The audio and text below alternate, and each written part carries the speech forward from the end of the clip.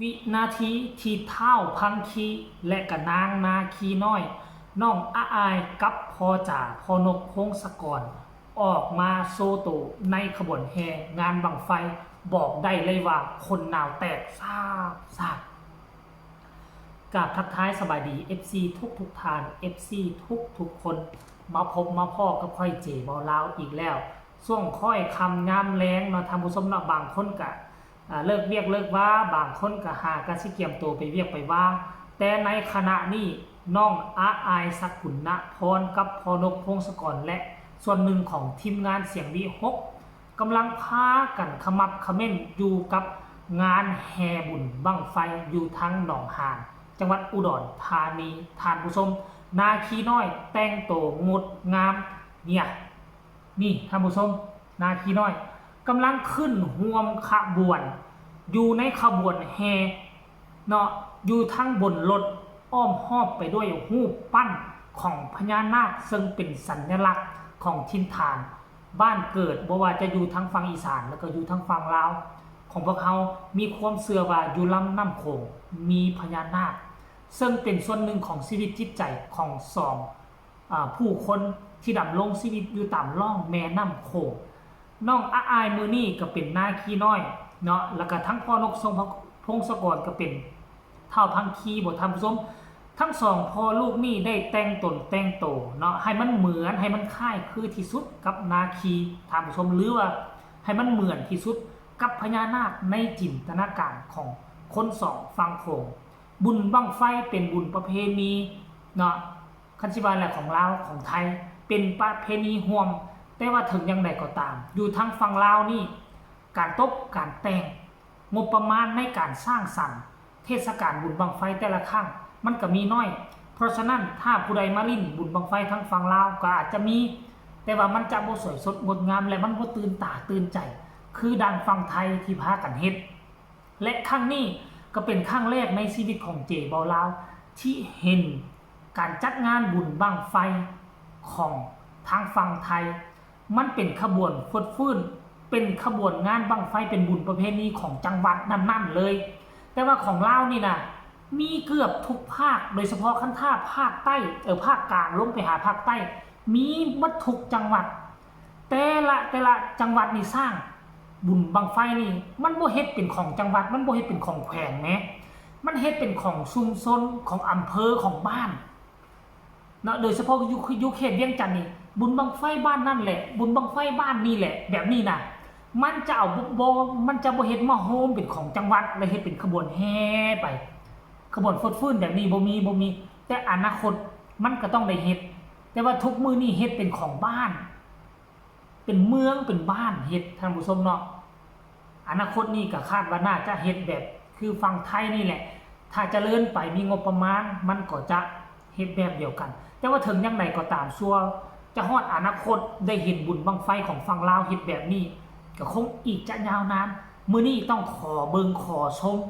บุญบั้งไฟจากฝั่งไทยโดยเฉพาะก้อนกำลังของพนกพงศกรกับก้อนกำลังของน้องอาอายสากรเนาะเห็นแล้วก็อยากมาห่วงอยากมายืนอยู่ข้างสนามข้างงานแล้วก็ถ่ายคลิปน้องอาอายกับพนกพงศกรท่านผู้ชม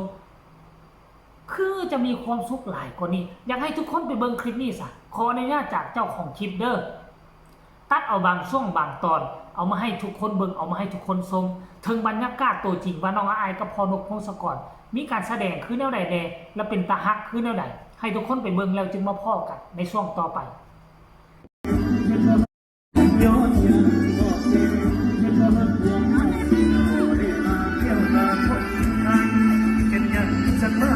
ใส่หัวใส่ขาใส่ให้อายชอบ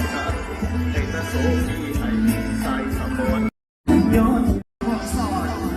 มาถึงตอดก่อนขอจอบออกมวนสิด่วนว่าห้องมีท่าเทียนมันที่แก่สองฝ่าดาวกับเริ่มหน่อยอ่อน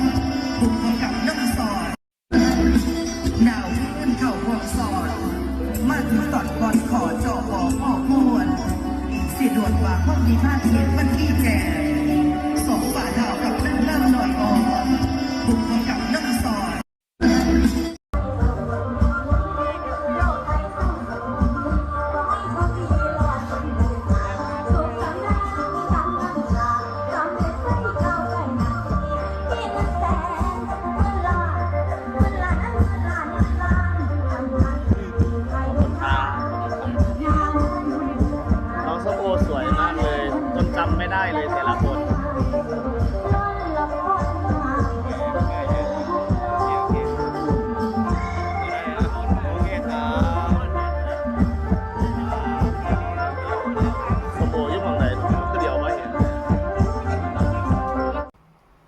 งใด FC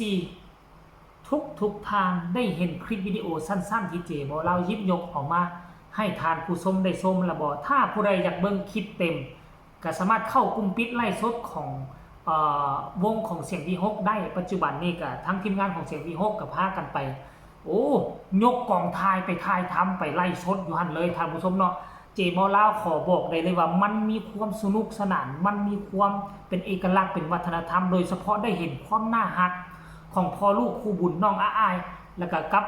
พ่อนกพงศกรนั่นเองเนาะเดี๋ยวเจบอลาวจะไปอ่านความรู้สึกหลังจากที่เห็นพังคีและนาคีน้อยออกมาโซโตเป็นทีเรียบร้อย FC แฟนคลับมีคำคิดคำเห็นแนวใดเดี๋ยวเจบอลาวจะไปขออ่านให้ฟังเด้อคอมเมนต์นี่เพิ่นว่าวันนี้คุณพ่อจ๋ารอครับว่าซั่นเด้หล่อมากจ้าว่าซั่น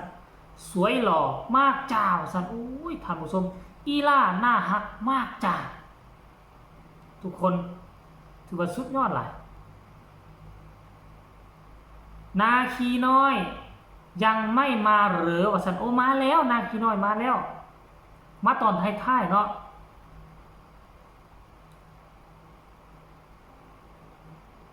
มามันนี่คอมเมนต์นี่ทุกคนข้างโทรศัพท์ข้างอยากเห็นพ่อจ๋ากับลูกจ๋าได้เห็นแล้วท่านผู้ชมหล่อมากว่าซั่นเด้หล่อคักแท้ลูกชายหล่อมากว่าซั่นเด้อุ้ยสวยงามมากครับว่าซั่นฮ้อนแดดบ่จ้าว่าซั่นเด้งดงามมากพังคีรอจ่าวสันส้มย้อนหลังพังคีรอมากมาวันนี้พูดต่อมา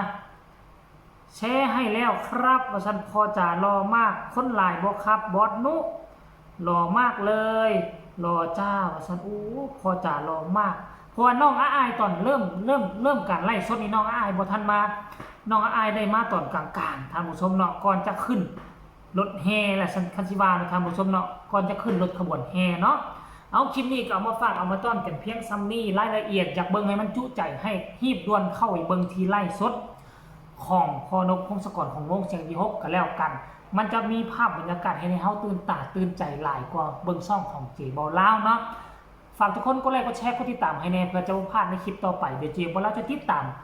อย่างใกล้ชิดถ้าจบแล้วมันจะมีเหตุการณ์อย่างเกิดขึ้นบ่เจบอลลาวจะเอาออกมาบอกมากล่าวมาเล่าให้พี่ให้น้องอีกเท่านึง